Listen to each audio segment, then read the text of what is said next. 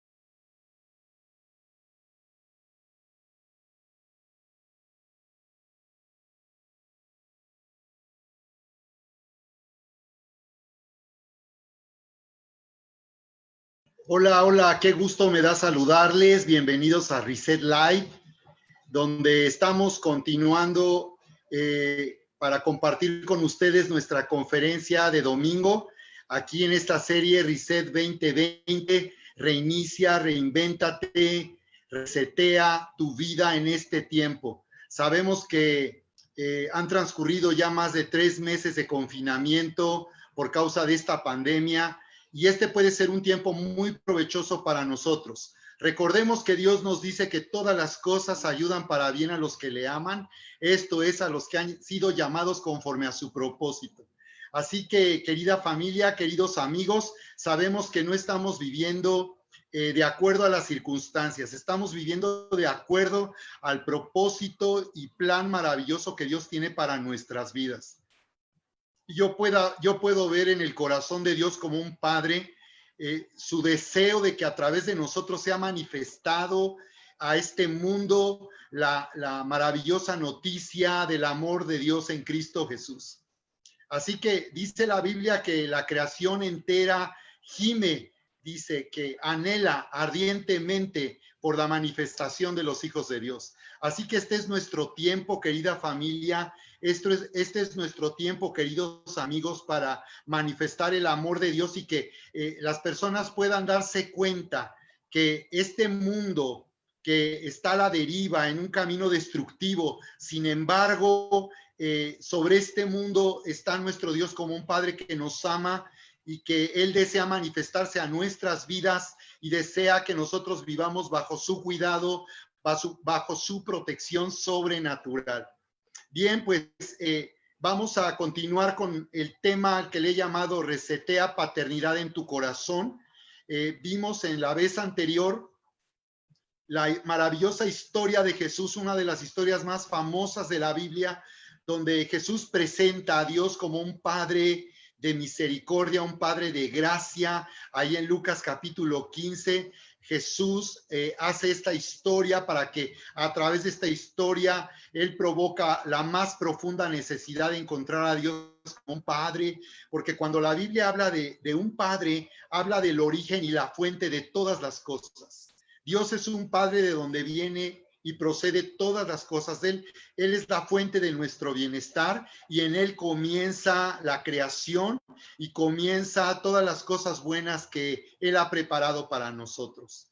Así que el Padre, nuestro Dios, tomó la iniciativa. Él dio el primer paso. La Biblia nos dice en Juan 3:16, queridos amigos, tú tienes que leer la Biblia y tienes que, al acercarte a la Biblia, necesitamos recibir las buenas noticias. Necesitamos conocer el corazón de Dios como un Padre y necesitamos a través de su palabra, la Biblia, conocerle, saber lo que Él dice, lo que Él siente, lo que Él piensa. Y tú te vas a sorprender de lo que nos dice ahí en Juan capítulo 3, verso 16 al 18, donde nos dice, porque de tal manera amó Dios al mundo que ha dado a su único Hijo, para que todo aquel que en Él crea no se pierda, mas tenga vida eterna. Así que aquí en la Biblia, en Juan 3:16, una de las escrituras, una de las declaraciones más poderosas, más famosas de la Biblia. Tú quizás has visto en los estadios de fútbol cuando se ha celebrado la competencia del mundial o en Juegos Olímpicos o en eventos mundiales de cobertura internacional, como hay personas que sacan su letrero que dice John 3:16. En muchas ocasiones yo vi eso en las transmisiones de los mundiales de fútbol y no sabía qué significaba. Ellos están mencionando lo que dice y que acabo de declarar, donde dice que el propósito por el cual vino Jesús a este mundo, Él vino del cielo, es para que tengamos vida eterna. Cuando la Biblia habla de vida eterna, traduce la palabra eterna del griego del original zoe, que se refiere a la vida de Dios o a la naturaleza de Dios. Así que Jesús vino del cielo, no solo para, como un vehículo, un medio a través del cual Dios nos iba a dar vida, como un vehículo, como si tú ves en los medicamentos dice vehículo, ahí en las características y se refiere a la manera en que la sustancia es liberada. Y de la misma manera Jesús vino a liberar la vida de Dios dentro de nosotros. Dice que vino del cielo como un regalo, porque dice, porque de tal manera amó Dios al mundo que dio a su Hijo único. Dice, para que tengamos vida eterna, para que nadie se pierda. Nos declara el plan de Dios y nos habla del corazón de Dios. Todos los que somos papás sabemos cuánto dolor puede causarnos o alegría un hijo o la pérdida de un hijo.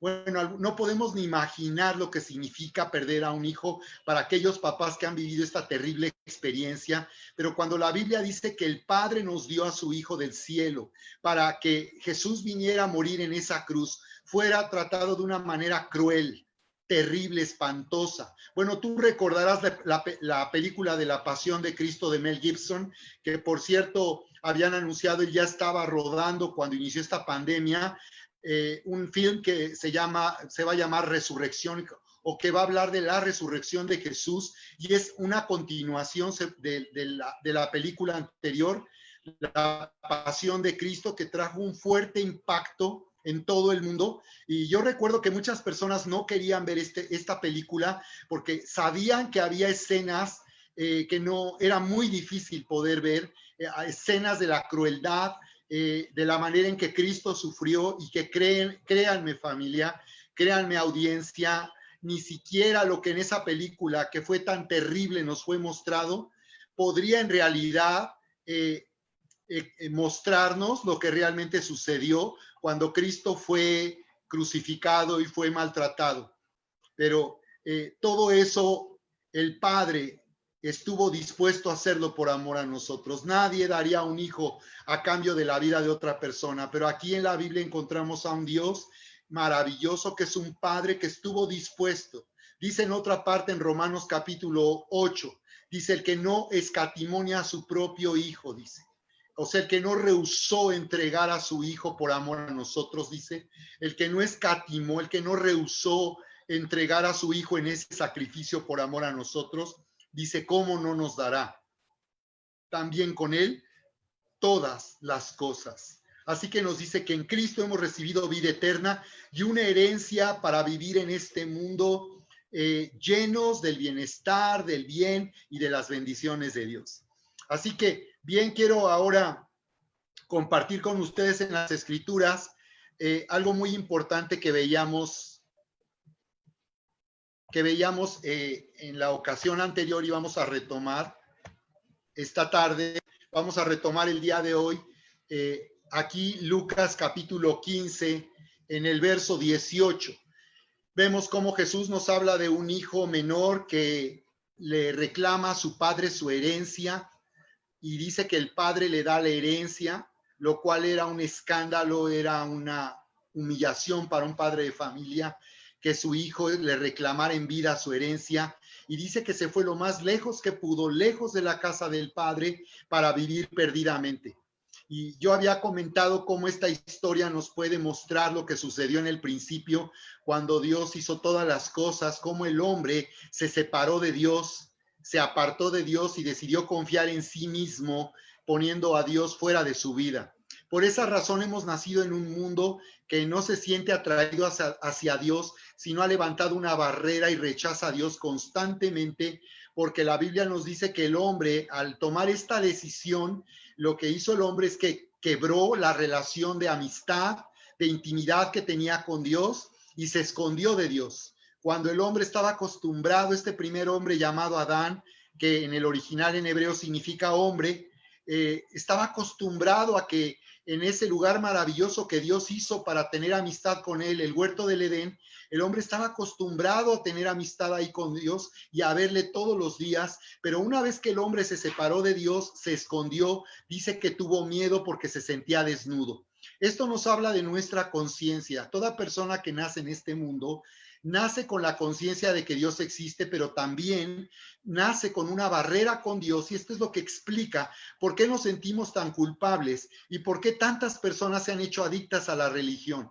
Porque en la religión las personas están acostumbradas a sentirse culpables todo el tiempo. Y en la religión, que les hace sentir culpables, buscan también al mismo tiempo sentirse liberadas, creyendo que haciendo buenas obras religiosas, Dios les va a aceptar y les va a aprobar. Pero esto es completamente contrario a lo que enseña la Biblia. La Biblia nos habla de un Padre, de un Dios que tomó la iniciativa y fue a buscar al hombre al huerto y le preguntó, ¿dónde estás? Le pregunté al hombre, ¿dónde estás? No porque el hombre pudiera esconderse de Dios, sino porque le hizo recapacitar de lo que había sucedido, de la decisión que había tomado, para darle la oportunidad al hombre de reconocer su error y venir y pedir perdón a Dios. Todavía Dios le preguntó, ¿has comido del árbol del huerto que te dije que no comieras? Y el hombre, en vez de reconocer su error, le dijo a Dios, la mujer que tú me diste me dio de comer. Y como vimos, Adán dijo algo que era cierto. Efectivamente, su esposa, esta primera mujer, llamada Eva, efectivamente le dio de comer de un fruto que era la única cosa que Dios les había dicho que no hicieran, con el propósito de crecer en una relación personal con el hombre. Lo que Dios deseaba es que cada día esta pareja, esta primera pareja que Dios creó y que puso en la tierra, cada día eligiera vivir en amistad y en amor con Dios. Hasta el día en que ellos tomaron de ese fruto llamado de la ciencia del bien y del mal, sus ojos se abrieron, pero de tal manera que cerraron sus ojos a Dios y los abrieron a una realidad en la que ellos estaban confiando en sí mismos y estaban buscando vivir lejos de Dios. Lo mismo pasó con este hijo que dice que se fue lo más lejos que pudo y cuando llegó a una provincia apartada para vivir, dice, perdidamente malgastando la herencia. ¿Qué es lo que el hombre ha hecho con este mundo? Ha malgastado su herencia. El hombre ha arruinado este planeta y ha arruinado la vida en este mundo, ha arruinado el matrimonio, la familia, ha arruinado su propia vida al seguir su propio consejo y al tomar decisiones en contra de la voluntad de Dios y ajeno totalmente a la voluntad de Dios. De la misma manera, este hijo menor lo vemos aquí en Lucas capítulo 15, verso 18, que finalmente acabó en la ruina y dice que él volvió en sí. Y esto no es una obra que Dios hace en nuestra vida. Dios te está ya este tiempo a conocer el confinamiento. Tenemos que reconocer que nuestra vida no estamos como todos hablan de una nueva normalidad.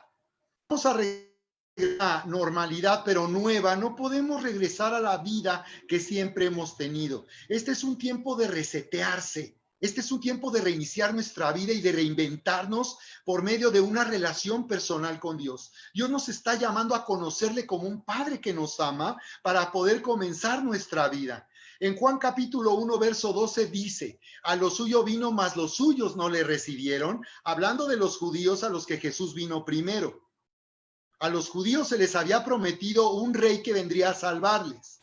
Pero Jesús no vino con un reino político. Él dijo, mi reino no es de este mundo, sino él vino a traer el dominio y la autoridad del cielo para hacer al hombre cambiar de dirección y en vez de seguir una dirección destructiva, poder entrar en una nueva vida. Así que dice, mas los que le recibieron, Juan 1:12, más los que creen en su nombre, dice, les dio el derecho legal. En nuestras Biblias traduce del griego exousia la palabra potestad, que es un derecho legal. Les dio el derecho legal de ser hechos, dice, hijos de Dios. Así que esto fue lo que pasó cuando se despertó este hijo menor, volvió en sí, porque Dios nos está llamando a conocerle y a despertar de esta pesadilla, donde la humanidad puede ver que el futuro es incierto, está lleno de amenazas y las personas no saben qué puede pasar el día de mañana. Tan solamente el día de ayer supimos del terremoto, del sismo que ocurrió en la Ciudad de México de 7.5 grados. Estuvo terrible. Pudimos ver, en mi caso que estamos en Querétaro, en esta parte de la ciudad donde yo vivo, no se sintió el sismo, pero sí hubo partes en Querétaro, en centro sur, en el centro de la ciudad de Querétaro se sintió el sismo, pero las escenas que vimos en Ciudad de México, terrible. Terrible. Recuerdo, yo nací en Ciudad de México y vengo de Ciudad de México, y recuerdo que alguna vez que me tocó un temblor es una sensación terrible. Sabemos que muchas personas estaban llenas de miedo, de pánico, sí, porque vivimos en un mundo que está en incertidumbre y lleno de amenazas. Pero hay una buena noticia para nosotros, es que las cosas no están fuera del dominio y la autoridad de Dios. Dios está en dominio de toda situación. Y Él está llamándonos a despertar de lo que estamos viviendo para entrar en un nuevo tiempo en nuestra vida. Así que lo mismo pasó con este hijo menor, despertó, volvió en sí, dijo, me levantaré e iré a casa de mi padre y le diré, Padre, léelo conmigo ahí en pantalla. Él pensó cuando despertó y despertó en su conciencia y se dio cuenta de la realidad.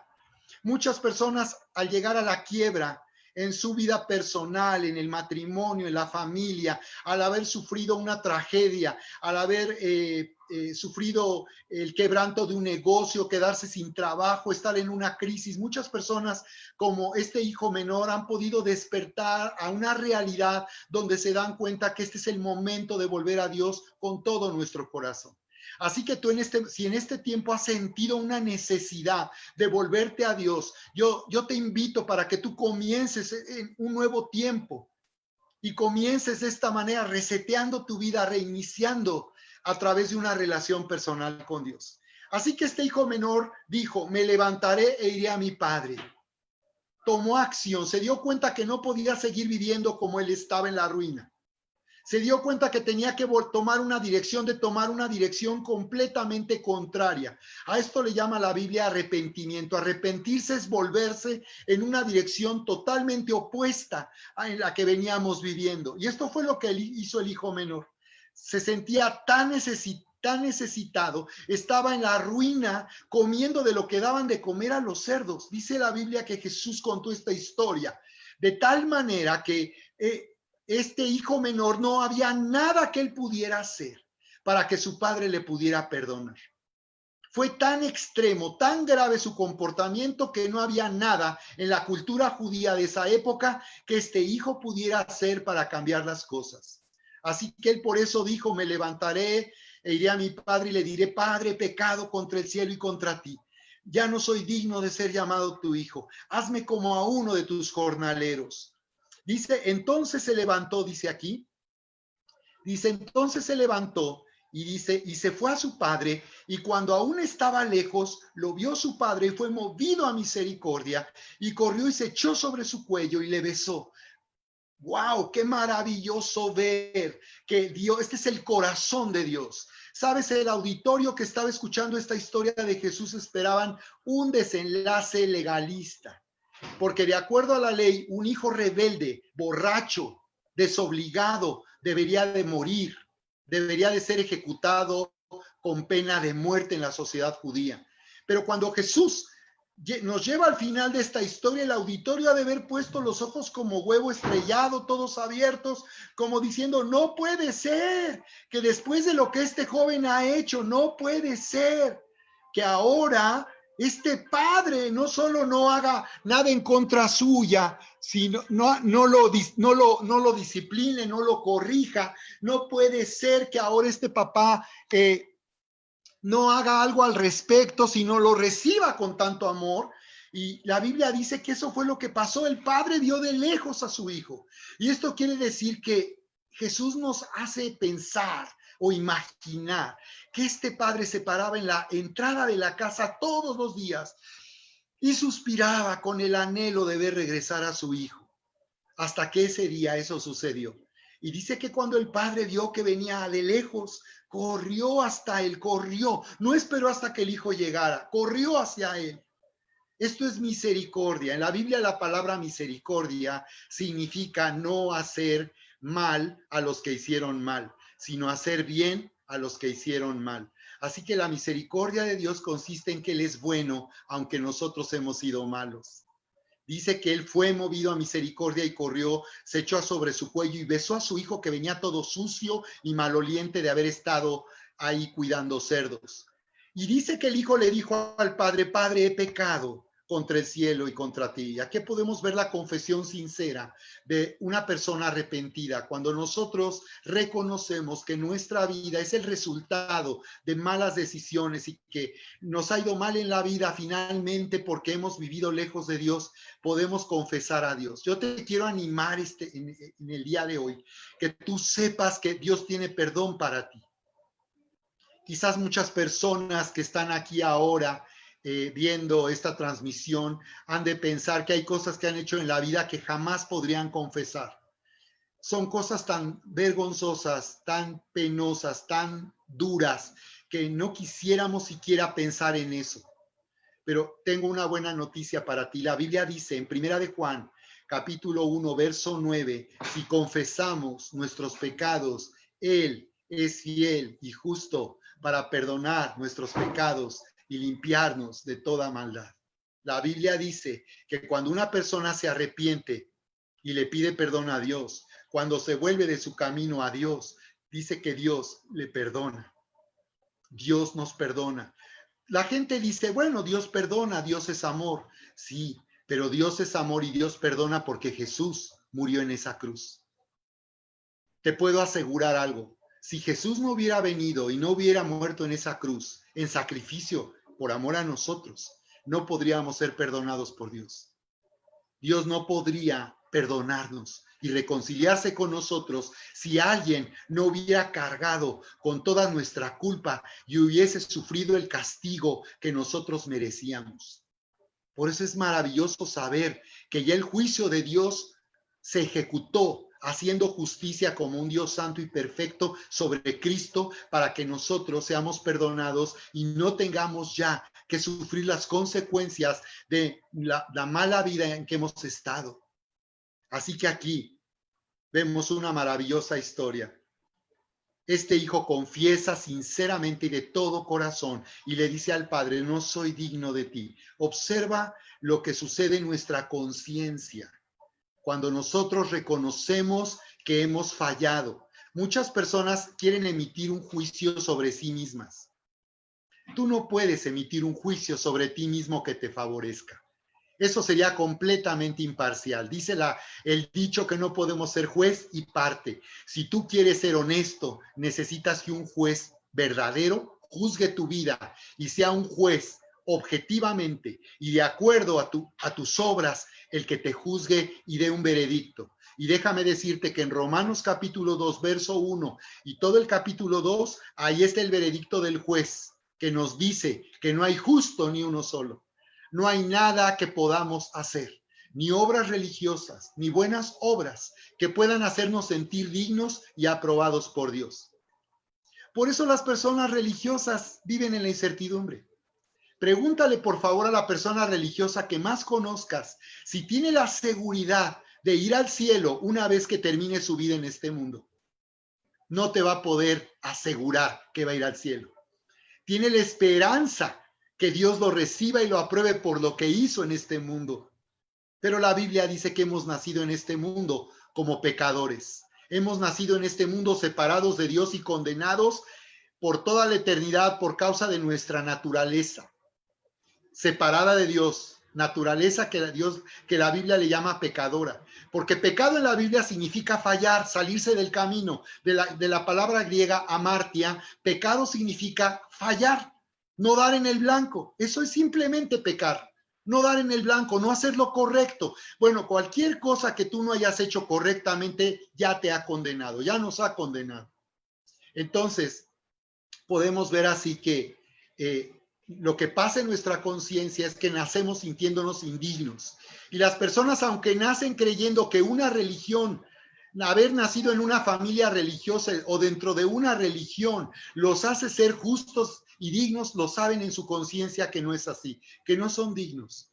Ni siquiera cuando alguien dice, somos hijos de Dios, nadie que no haya nacido de nuevo puede sentirse digno de Dios. Porque la Biblia dice que cuando una persona reconoce, abre su corazón y recibe a Jesús, nace de nuevo. Entonces este hijo menor, de la misma manera, nos identificamos con este hijo menor, porque este hijo menor precisamente vivió de tal manera que nosotros podemos ver que él nos representa a todos nosotros. Y él dice, no soy digno de ser llamado tu hijo. La Biblia dice en las cartas de Juan, en la primera carta de Juan, dice que los que somos llamados hijos de Dios somos bienaventurados. Y se refiere a esto, a una reconciliación y haber nacido de nuevo. Entonces, en nuestra conciencia, cuando nosotros ponemos nuestra confianza en el sacrificio de Jesús, entonces nacemos de nuevo. Y sucede lo que la Biblia nos dice. Dice, pero el padre dijo a sus siervos, saquen la mejor ropa y vístanle y pongan un anillo en su mano y sandalias en sus pies. Y traigan el becerro gordo y mátenlo y comamos y hagamos fiesta. Observa cómo hubo una fiesta y se requería matar un becerro gordo. El becerro en la Biblia representa la fuerza.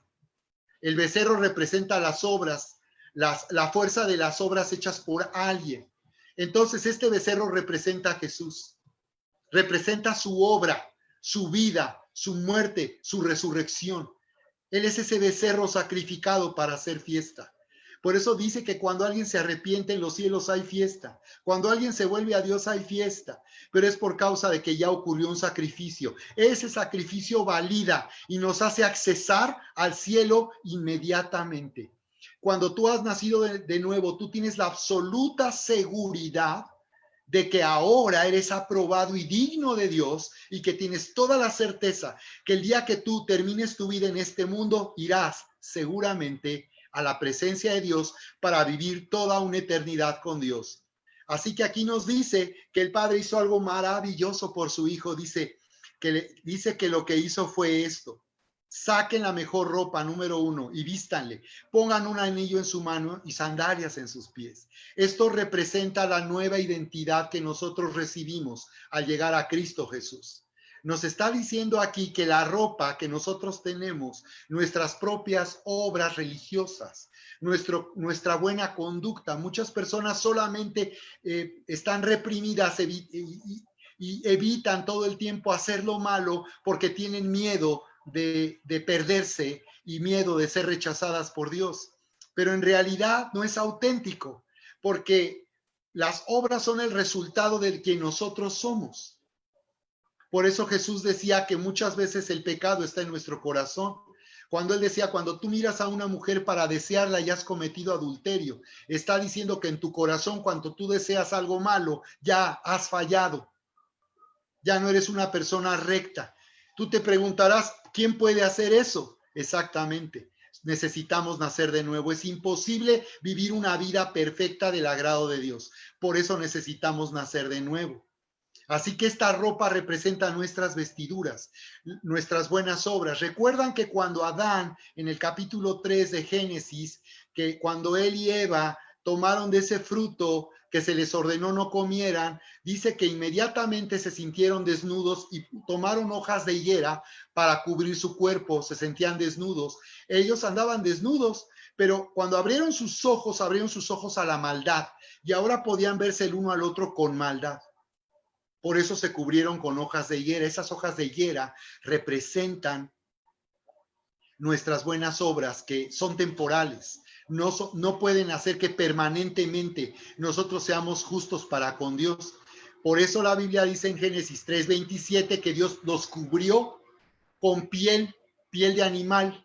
Y esto representa algo profético. Está anunciando a Cristo Jesús cuando Él los cubre con piel de animal. Esto implica un sacrificio para cubrir a alguien, para que alguien pueda usar una piel como vestido, necesita matar al animal.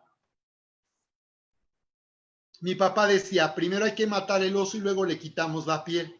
La forma en que él decía de cómo hacer las cosas. Efectivamente, la manera en que podemos alguien vestirnos de piel sería matar primero al animal. Representa el sacrificio de Jesús. Por dentro de la piel tú puedes ver cómo se ve la sangre derramada de una víctima. Por dentro de la piel se puede ver los rastros. Y eso representa la sangre de Cristo cubriéndonos de nuestra vergüenza, de nuestra desnudez por causa de nuestro pecado. Entonces este joven necesitaba, este hijo necesitaba ser revestido. Así que le pusieron sobre él vestiduras, dice. Vestiduras, dice, la mejor ropa que podemos vestir para presentarnos delante de Dios y no sentirnos avergonzados y reprobados, es la sangre de Cristo Jesús, es el sacrificio de Jesús, constituye una vestidura que nos hace dignos. Y aquí es como comenzamos a ver cómo nuestra identidad es sanada, porque recibir a Jesús, reconocer su sacrificio para nuestra vida a favor nuestro, hará que primeramente comencemos a vivir una nueva identidad.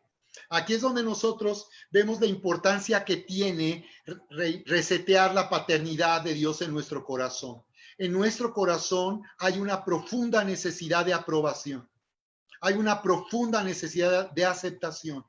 Hay una profunda necesidad de honor, de estima.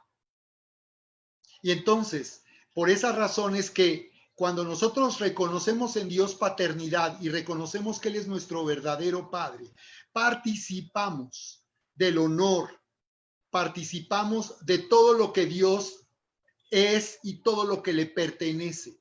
Por eso honrar a Dios como un Padre y honrar también a nuestros propios padres terrenales nos hace participar de esa paternidad, porque Dios diseñó a la humanidad de tal manera que la paternidad fuera el medio a través del cual se manifestara toda la bendición y todo el bien que Dios tiene para nosotros. Por esa razón es que el primer mandamiento con promesa en Efesios capítulo 6, verso 1 y verso 2 nos dice aquí en pantalla, hijos, obedezcan a sus padres en el Señor porque esto es justo. Esto es lo justo. Hijos, obedezcan a sus padres, dice. No dice que lo obedezcas porque es perfecto. Los padres no tienen que ser perfectos para ser respetados y obedecidos. Hay un dicho muy equivocado que dicen que el respeto se gana. No, señores, el respeto no se gana. El respeto es algo establecido de parte de Dios. Un papá tiene que ser honrado y respetado a pesar de su comportamiento. Recuerden la historia de Noé, en donde dice cómo él fue desnudado por uno de sus hijos y por esa razón su hijo fue maldecido. Ese desnudar a su padre Noé habla de hijos que deshonran a su padre y que exponen su desnudez delante de sus ojos y delante de otros.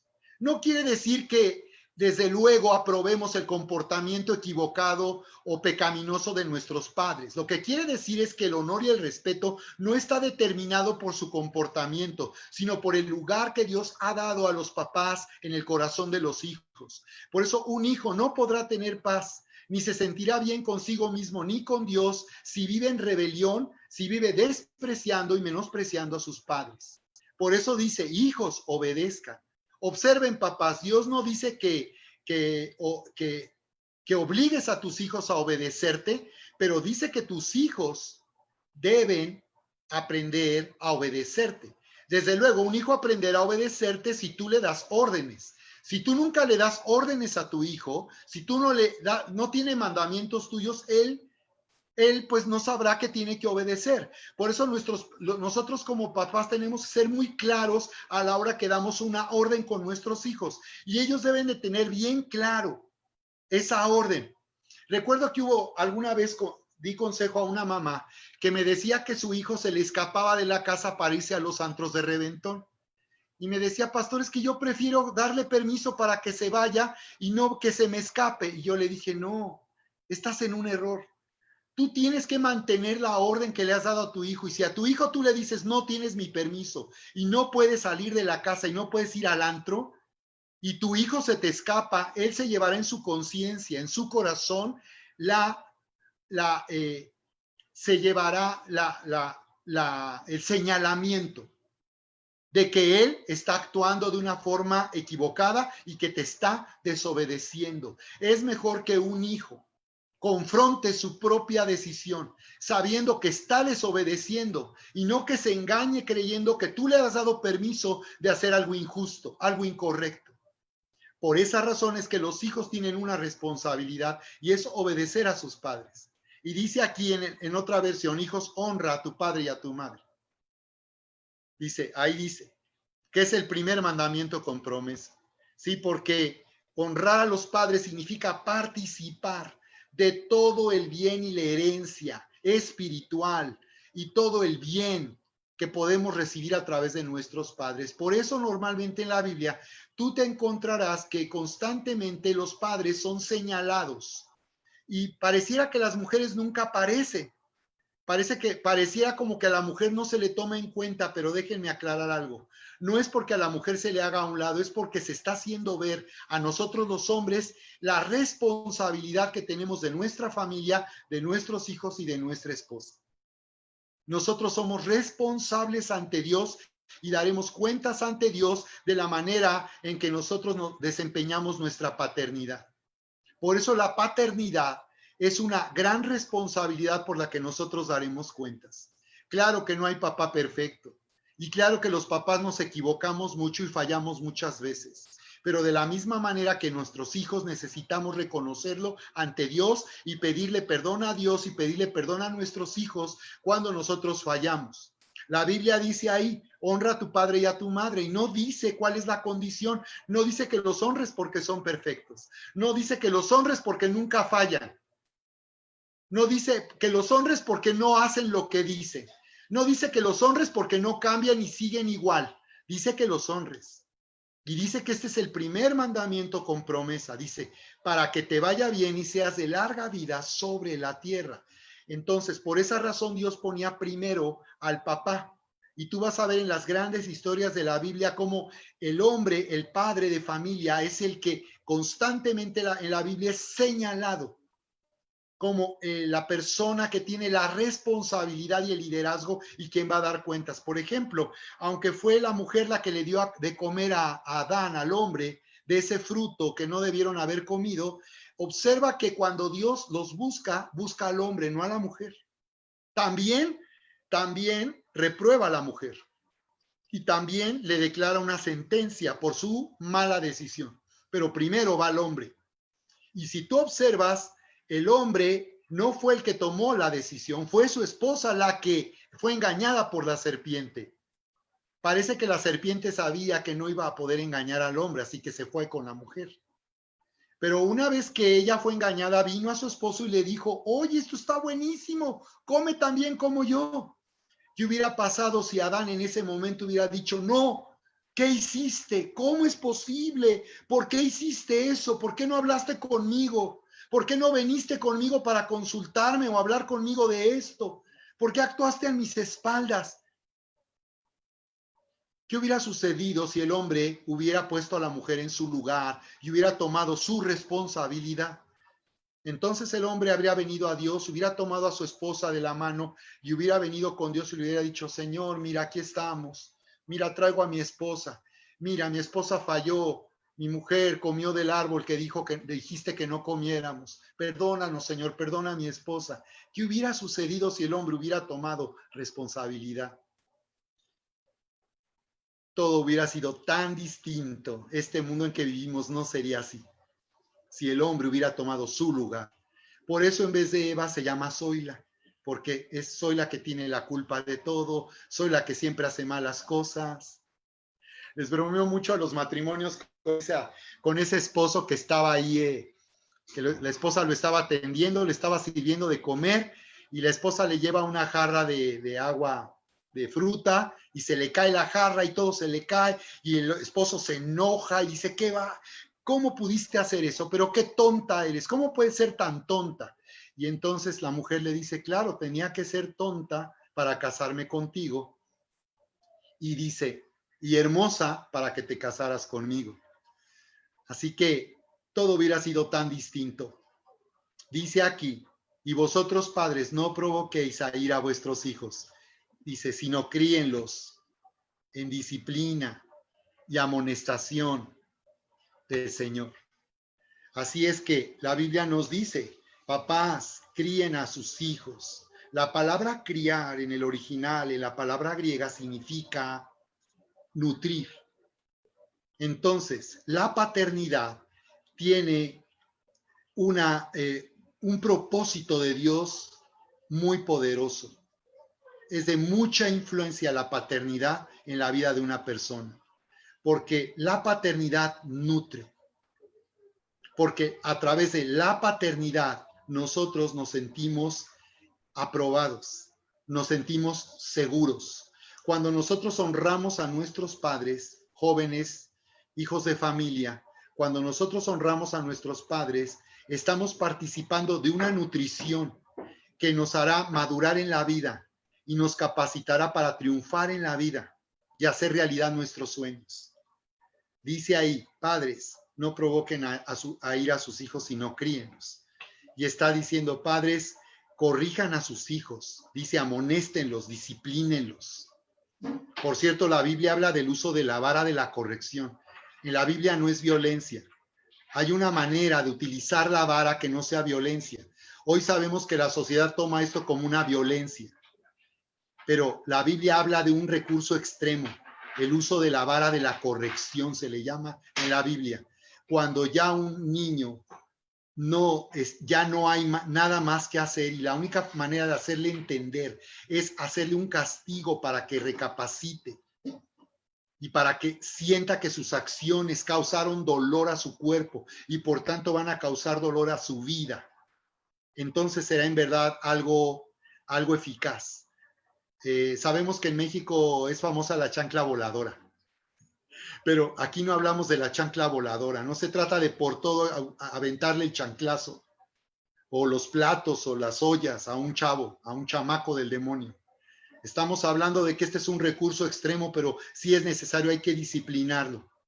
Es un tema del que podríamos hablar y se requiere hablar ampliamente porque se malentiende constantemente. Pero aquí quiero llegar a esta conclusión para ir cerrando y terminando esta transmisión con ustedes. Y es que la paternidad trae nutrición a nuestra alma y a nuestro carácter, porque es a través de la paternidad que un hijo se sentirá aprobado, amado incondicionalmente, seguro, tendrá autoestima, tendrá honor, se sentirá digno. Entonces, esto es la nutrición que un hijo necesita para triunfar en la vida, aunque no haya hecho una carrera universitaria, aunque no haya ido a la mejor universidad, aunque no le hayan pagado el colegio más caro de Querétaro, de México. Muchos papás se esfuerzan tanto por tener a sus hijos en esos colegios y en esas universidades tan costosas. Vean, en Estados Unidos está colapsando ya la economía por causa de los adeudos de los jóvenes universitarios. Es otro tema, ¿verdad? Muy interesante. Pero allá los jóvenes universitarios quieren un candidato que les ayude y que les liberen de una terrible deuda que no podrán pagar en toda su vida por haber cursado la carrera universitaria en las universidades más costosas. Muchos papás se esfuerzan por eso, pero lo que realmente tu hijo te necesita es a ti. Tú eres papá quien dará nutrición a tu hijo. Si lo corriges, un hijo enseñable es un hijo que ha sido corregido, que ha sido disciplinado, que sabe respetar a sus padres. Esta nueva generación necesita conectarse con los papás. Hay muchos líderes cristianos, una nueva generación de líderes que se está levantando sin paternidad. Creen que la onda es no dar cuentas de su vida a nadie. Una vez yo confronté a un ministerio de jóvenes que estaba comenzando aquí en Querétaro y apoyamos mucho nosotros. ¿Quiénes son sus mentores de los que tanto hablan? No tenían mentores. No tenían a quién reportar su vida. Yo hablé con el papá de uno de esos jóvenes. Oye, tu hijo ha hecho esto y está mal. Y sabes que el papá se hizo a un lado. Cuando en todo caso tu papá tenías que haber hablado con tu hijo y hacerle ver honestamente su error en el ministerio. Así hay una nueva generación de líderes levantándose sin paternidad, Dicen que tienen mentores, pero esa es una forma de decir que no tienen a quien dar cuentas ni honrar como una autoridad. Así que la paternidad en lo espiritual o en nuestra vida, en nuestra familia aquí en la tierra, es la manera a través de la cual Dios hace que nosotros crezcamos en carácter y en identidad. Sabes, una persona que tiene identidad, una persona que ha vivido un proceso de paternidad a través del amor y la corrección. Nosotros tenemos toda una escuela para padres donde enseñamos el liderazgo para que los padres sean la mayor influencia en el corazón de sus hijos y hablamos de estos dos principios. Se necesita por un lado el amor, pero también la corrección. La paternidad imparte para que te vaya bien y seas de larga vida sobre la tierra. Así que, bien, vamos a continuar la próxima semana. Queremos hablar de cómo activar nuestra herencia de manera sobrenatural. Acompáñenme, va a estar poderoso. Vamos a hablar de cómo podemos nosotros honrar la paternidad y participar de la paternidad, de todo el beneficio y el bien que la paternidad nos puede dar a través del poder sobrenatural del Espíritu Santo. Así que, familia, de esta manera nos despedimos, los esperamos en la próxima.